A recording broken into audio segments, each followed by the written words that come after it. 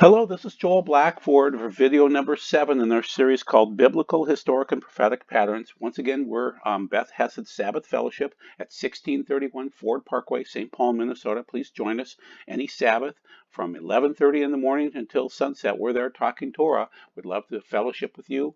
Or if you love our videos, please enjoy these and like them, and you'll get updates whenever we come out with new videos. So this is video number 7, and the other videos have highlighted things like the creation week, 6,000 years, and how that works out in prophetically. Then the 2,000-year incremental prophecies. Then the 1,000-year incremental prophecies. Then Enoch's first Enoch's 700-year prophecies. The Shemitah of 7 years. The Jubilee of 50 years. Daniel 9.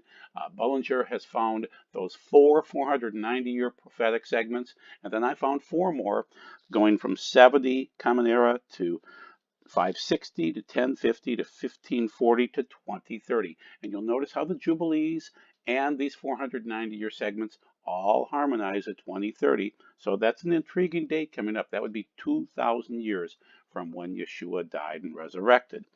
So this 7th video will be more random because we're getting to the tail end of this. So let's take a peek and see why this is important. Sadhu Sundar Severage from India, a wonderful man, a godly, God-fearing man, says the time of the 2 witnesses is soon. This is months, not years, and then it will release the anointing. So please be aware that your time is short now. It's no longer 20 years away or 50 years away. It's only months away. So remember, you should be repenting right now, and you should be drawing closer to the Lord because the forces of evil are getting stronger and God is moving. So once again, I wanted to highlight the fact that all of these patterns have ended through 2019. So this 40 pattern of eclipses, 10 of which were blood moon eclipses, 4 of which were part of a tetrad over 9 years. They are ending right now. There doesn't seem to be a whole lot of patterns going forward. So that's why we need to do this video so you can see things are ending and we're starting a new time frame. I'm not sure what it will bring, but let's look for some of the patterns going forward and where we are as a civilization and as a world. Once again, I believe that we've gone through 3 of the seals. We are coming up to the 4th seal, which would be war, famine, disease, therion attacks, animal attacks you could call it, but those would be biological warfare like yeast.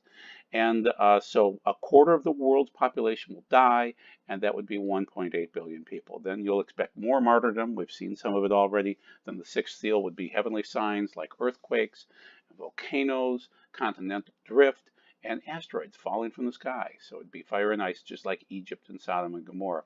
The 7th seal is silence. And so let's look at the structure one more time, like the 7 seals, the 7 trumpets, the 7 bowls. Let's look at the heptadic structure. This is found by Missler, but it's really quoting Dr. Ivan Panin.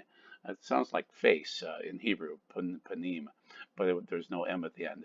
The recurrence of the number 7, or an exact multiple of 7, is found throughout the Bible and is widely recognized. The Sabbath on the 7th day, the 7 years of plenty and the 7 years of famine in Egypt, the 7 priests and 7 trumpets marching around Jericho, the Sabbath year of the land, of the Shemitah, are well-known examples. Also, Solomon's building the temple for 7 years, Naaman's washing in the river 7 times, and the 7 churches, the 7 lampstands, the 7 seals, the 7 trumpets, the 7 bowls, 7 stars, also in the book of Revelation, all show the consistent use of the number 7, and there are more examples than this. But there turns out to be much more below the surface. So this Ivan Panin noted the amazing numerical properties of the Bible text, both in the Greek and from the New Testament, of course, and the Hebrew of the Old Testament. There are these heptadic structures everywhere in there. 7 this way, 7 that way. And so Matisyahu Glazerson, a rabbi from Israel, has found many of these structures. And so they're just there. It describes, according to Missler, that all of this, the Bible from the Hebrew and the Greek, came from a supernatural, from an extraterrestrial, we call it, that we are nested within this other universe. And so God has created all of this order for us to see in 7s. Now there's also 70. So let's look at that. The Haggadic assumption that there are 70 nations and languages in the world is based upon the ethnological table given in Genesis 10, where 70 grandsons of Noah are enumerated, each of whom became the ancestor of a nation. The earlier Christian writers also took this table as determining the number of existing nations and languages. Now, of course, the Septuagint goes 72. The Septuagint is always different, and I really consider the Hebrew to be vastly superior to the Septuagint. But the Septuagint does help me to find certain things. It is my link between the Greek and the Hebrew. So if I can figure out the word that's used in the Septuagint, then I know that there's a link, that John in Revelation sounds just like Moses, just like Jesus. It's all one consistent thought. So this is from Kaufman. And then, moreover, I will silence among them the sounds of joy and gladness, the voices of the bridegroom and the bride, the grinding of millstones and the light of lamps. The entire land will become a ruin, a waste, and these nations will serve the king of Babylon for 70 years. But when the 70 years are over, I will punish the king of Babylon and that nation for their sin, says Adonai, and I will turn the land of Kasdim into everlasting ruins. I will inflict in it on that land all my words that I have decreed against it, everything written in this book in which Jeremiah has prophesied against the nation. So that's Jeremiah 25. So 70 is consistent throughout 770. We've covered it a little bit before, but I want to cover it a little bit more at the end here, because we're 70 years from either 1947 or 48, and we're getting out to these 70-year time frames right now in 2017, 2019. So we're 70 years from something and 7 years from many things. So once again, the 70-year Babylonian exile resembles the 1947 to 27 exile, we'll call it. And so what you'll find is that they have been kept, even though the nation of Israel was approved in a subcommittee in 1947, we still don't have sacrifices. So if you're an Orthodox rabbi, a Jewish rabbi, of course, you would believe that you're still in exile until the sacrificial system begins again. So let's look at this from Prophecy News Watch. 70 is what they're looking for, which is fullness, restoration, and endpoint. The post-flood world was repopulated by 70 descendants of Noah, resulting in 70 nations. Terah, the father, was 70 years old when Abraham was born. The nation of Israel began with 70 Hebrews who migrated to Egypt. Moses appointed 70 elders to be the governing body of Israel, the Sanhedrin we'll call it. The following liberation from bondage in Egypt, the children of Israel encamped at an oasis of 70 palm trees. The Jews were liberated from captivity in Babylon after 70 years. God's plan of redemption for Israel and Jerusalem is comprised of 70 weeks. That's Daniel 9. We talked about that. Jesus sent out 70 disciples, 2 by 2. A typical human lifespan is 70 years. That's from Psalm 90. Israel's greatest ruler, King David, died at age 70. Yes, he ruled 40 years. The 70 bulls are sacrificed during the all-important Feast of Sukkot. Prophecy News Watch continues, and they said from the first modern Jewish settlement in the land of Israel. So that's Petah Tikva. Tikva is a hope of like a mikvah, which would be a baptism. In 1878 to the birth of the nation, in 1948 is 70 years. From the UN vote of 1947 to the Capitol when the United States, when Donald Trump moved our embassy to Jerusalem in 2017 is 70 years. From 1897, which is when the first Zionist Congress occurred, to 1967 is 70 years. Then again from the first Zionist Congress to the final step of restoration in 1967, the war, of course, is 70 years. So anyway, the 70-49 convergence in 2018-2019 isn't uncanny enough. Here's another. The 70 weeks and 62 weeks in Daniel's prophecy add up to 483 years. When we add 483 years to the timeline, there was an earlier decree to rebuild Jerusalem's walls issued in 1535, and we've talked about that by the Ottoman Emperor Suleiman. We again arrive at 2018-2019. So all of these numbers have meaning, these sevens, these 70s, and things like that. Thank you, Prophecy News Watch, for all of that. Then Enoch has another comment on this, too. And the whole earth has been corrupted by Azazel. He's the one where all of the sins on Yom Kippur are put onto him. All of the teachings that he did that he wasn't supposed to do. Of his own actions, and written upon him is all sin. That's a reference to Yom Kippur. And the angel Gabriel Uh, God said, proceed against the bastards and the reprobates and against the children of adultery and destroy the children of adultery and expel the children of the watchers from among the people and send them against one another so that they may be destroyed in the fight. For length of days have they not. They will beg you for everything for their fathers on behalf of themselves because they hope to live an eternal life, but they're not going to get that. They hope that each one of them will live a period of 500 years.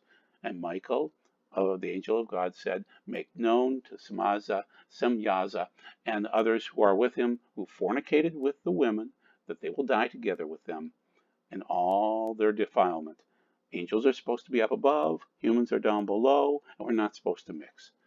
And when they and all their children have battled with each other, and when they have seen the destruction of their beloved ones, bind them for 70 generations underneath the rocks of the ground until the day of their judgment and of their consummation, until the eternal judgment is concluded. In those days they will lead them into the bottom of the fire and in torment in the prison, where they will be locked up forever. And at that time, when they will burn and die, those who collaborated with them will be bound together with them from henceforth unto the end of all generations, and destroy all the souls of pleasure and the children of the watchers, for they have done injustice to man. So keep it in mind, it's 70 generations, whatever that happens to be, and that could be about now. It could be 2017, 2019, 2020, 2030, something like that. We don't know exact days, but it fits into a pattern. Are we evolving or devolving? Human history, like all great movements, is cyclical and return to the point of beginning. The idea of indefinite progress is a right line, was a chimera of the imagination with no analog in nature. The parabola of a comet was perhaps yet a better illustration of the career of humanity. Tending upward and sunward from the athlon of barbarism, the race attained for the perihelion of civilization, only to plunge downward once more to its nether goal in the regions of chaos. So that's Edward Bellamy talking about how human history is really going to devolve into chaos at some point in time. And here's part of the reason why. Nietzsche, who was a crazed man at the end of his life, died completely, thoroughly mad. He said, God is dead, God remains dead, and we have killed him. Well, Nietzsche is dead, and God is alive, and God will judge him too. Is God dead? Thank you, Time, for asking that question. We detest Time for that back in 1966. Think about that. Then in 2017, they came back and said, is truth dead? Thank you, Time, for absolutely ruining our children with your filth. This man, William Strauss, and also Neil Howe too, but it's mostly Strauss, I believe, that was behind this, is the Fourth Turning, this famous book that talks about the four types of societies out there. So let's run through them. The Fourth Turning, what does it tell us about the future? Winter is coming. America feels like it's unraveling. Though we live in an era of relative peace and comfort, we have settled into a mood of pessimism about the long-term future, fearful that our superpower nation is somehow rotting from within, and we are. And this is a reprint from Angel Fire. They make a very convincing case for a disaster and era of economic depression and crisis, possibly total war in the coming years. Like the Condorcet wave based on price behavior over time, they're essentially interpreting the long cycle through characteristics of generational aspects. Although in the book they expect this era of crisis, the Fourth Turning, to begin 2005-ish to 2025, give or take a few years. It seems clear with present trends it's getting closer. We're witnessing a massive global realignment that could be the precursor of what they envision, which is World War III. Camille Paglia talks about this instead, and she mentions that history is cyclic, and everywhere in the world you'll find the pattern in ancient times that as a culture begins to decline, you will have an efflorescence of transgender phenomena. That is a symptom of cultural collapse. So rather than people singing the praises of humanitarian liberalism that allows all of these transgender possibilities to appear and to be encouraged, I would be concerned about how Western culture is defining itself to the world, because in fact these phenomena are inflaming the irrational, indeed the borderline psychotic opponents of Western culture in the form of ISIS, the Vandals, the Huns, and other jihadists, etc., etc. And you can see that I added in the Vandals and the Huns. I call them the barbarians at the gate, and that phrase has been used for many, many years as civilizations think they can just wind down, but instead they implode, and the barbarians stand at the gate and watch because they're poor and they want the money of the civilization and they want to come in and take it. This is what the barbarians at the gate look like. They come in, they catch a civilization at the end, they're watching and waiting for you to falter. Are we devoing? Yes, we are devolving. Are we not men? We are Devo. Well, it's a funny song from the 1970s, but it's rather pathetic how our culture is devolving, and they make a joke about it. They mock it.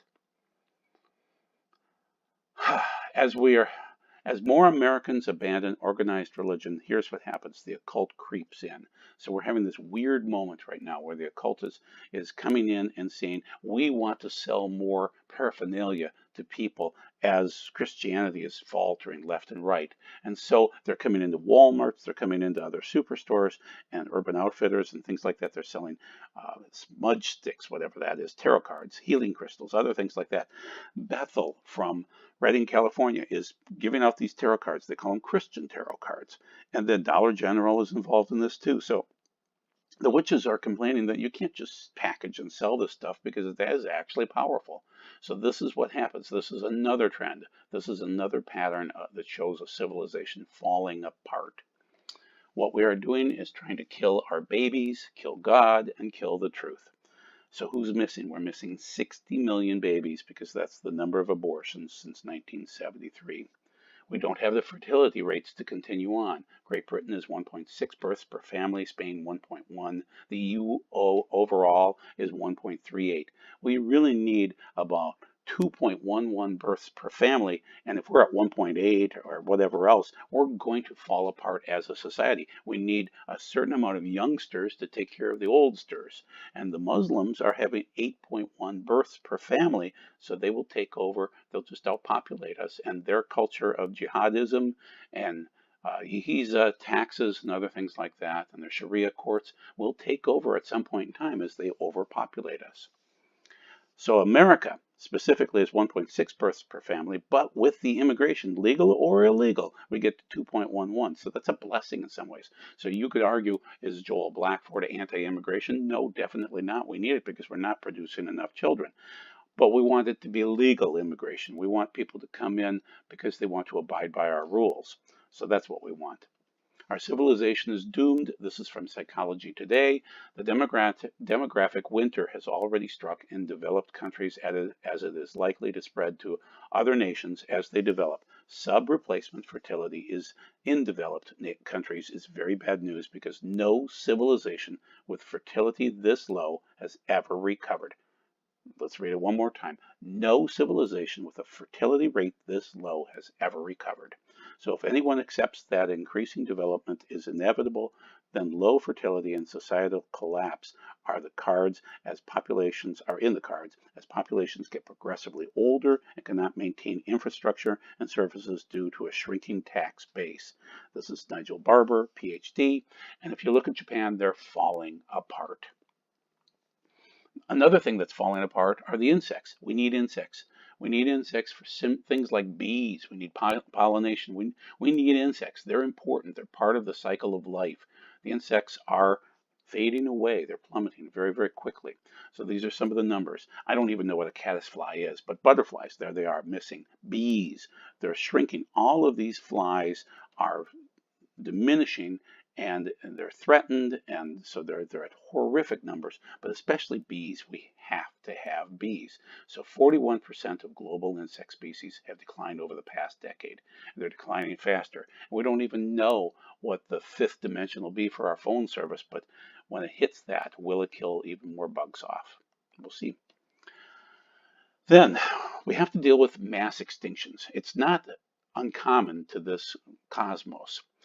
There have been 5 of them that we could track. And so in these cases, 75% of the species have disappeared. So we ended the Ordovician era of 444 million years ago. 86% of the species were lost. The late Devonian, 375 million years ago, 75% of the species were lost.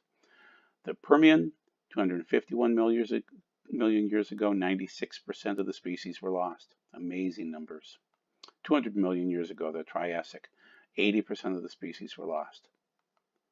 And then the Cretaceous Period, 66 million years ago, 76% of the species were lost. So these are these time frames that have occurred already where species come and go. But what happens when it happens again? If there's a polar shift or something horrific, and what if 75 to 76% of the species are lost? Bad historians produce bad civilizations. Those who cannot learn from history are doomed to repeat it. Those who do not remember their past are condemned to repeat their mistakes. Those who do not read history are doomed to repeat it. Those who fail to learn from the mistakes of their predecessors are destined to repeat them. That's George Santayana, great philosopher. Let's look at another trend, a pattern that has occurred time and time again. It's a pattern of the Antichrist. I've shown you this one time before too in one of the other video series. So this is the seat of Satan that was in Pergamos in Turkey. And so it was moved out of there in the 1800s. As the German leaders came into power, they moved it up to Berlin just in time. So they moved it and rehabbed it in 1901 to start World War I in 1914. Then they rehabbed it again, and it was ready in 1930 for the War of 1938, the start of World War II. Then 2019, it should be ready to go and fully rehabbed so that we can start the Antichrist ruling from Berlin. Yes, that's what Sadhu Sundar Severage is saying, and that's what I agree with.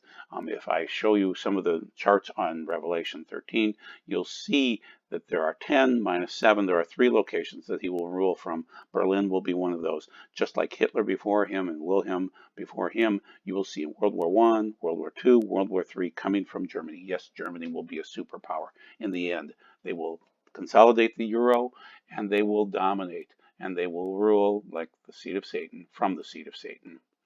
So once again, 1901, they rehabbed the monument and started World War I, and the Antichrist at that point in time was Wilhelm II. Then Hitler was that Antichrist of that time frame, 1938, as he killed Jews and started World War II. And that seat of Satan was rehabbed by 1930. Then what we're waiting for is an Alexander the Great type, and that would start sometime after late 2019, based on the patterns, when that facility is ready to go. Then we move into the 7 trumpets and certain things occur. We have not started any of the trumpets yet. So if you listen to Erwin Baxter or other people like that, when he spouts off about trumpets, we're not there yet. Just deal with it. The first 4 are natural and explainable cosmologically, but the last 3 are woes, and I can't explain them at all. The Nephilim will pop up like they did before in Genesis 6, 1 through 4. So the Watchers, the Nephilim, the Watchers came down and created Nephilim. In that time, when men began to multiply on the earth and daughters were born to them, the sons of God saw that the daughters of men were attractive, and they took wives for themselves, whomever they chose. And Adonai said, my spirit will not live with human beings forever, for they too are flesh. Therefore their lifespan will be 120 years. The Nephilim were on the earth in those days, and also afterwards, when the sons of God came into the daughters of men, and they bore children to them, and these were the ancient heroes, the men of renown. And then afterwards too. So what we're seeing during the trumpets, just so you're aware of it, when you get to the 5th trumpet, you should see something like 9-foot tall hybrids. Their leader will be 12 foot tall. They will come and sting those without the mark of God on them. And so you would want to take the mark of God, not a literal, like a tattoo. Please don't get a tattoo. I'm very anti-tattoo. But please, the mark of God should be that you're sealed and you are loving God very dearly. Every day you're picking up your cross every single day. Once again, these will be alien demons. They will be eating people, and we don't know exactly when it will start, but it is part of the patterns. Like it was before, it will happen again. They will be released at the end of those X amount of 70 generations. So this is a dream by a young boy that was taken to heaven. His name is Jeremy. He died many, many years ago. And so he says that there will be a war of alien demons, which is much worse than the final war. We call it Gog Magog, which is World War III. They will eat people. And if you listen to his video, this is what it looks like. I don't have the link here. And so you'll hear how he mentions that these alien demons, these fifth trumpet warriors, will come out and they will eat people. Also, this is interesting because this is from Loeb, who is a doctor at Harvard, and he says there is probably an alien ship may be among us. He insists, despite grumbling and criticism from peers, and so you can't call Loeb an idiot or a crank because he is one of the best of these astronomers. And so he found this interstellar object in late 2017, a blip of light moving so fast past the sun. And so this seemed like a sail, it seemed like a message, it came through, and so he thinks it's a message from another alien group of whatever they are.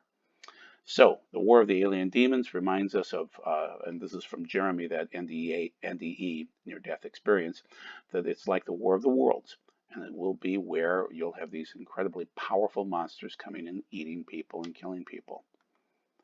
Then you move into the seven bowls. That's very late in the process. They are horrific. There's no way to describe them. And then when is Gog Magog? That takes place at the end, at the 11th hour, the 59th minute, during the seventh bowl. We'll call it 6th and 7th, right at that time frame. So thinks months, not years to go. Woe to you that want the day of Adonai. Why do you want it, this day of Adonai? It is darkness, not light. As if someone were to run from a lion just to be met by a bear, as if he entered a house and put his hand on the wall just to be bitten by a snake. Won't the day of Adonai be darkness and not light, completely dark with no brightness at all? That's from Amos. So that's the end of this video number 7. Thank you for giving us this much time, and please watch us for video 8. It'll probably take a few more weeks to get that ready. Thank you. Bye-bye.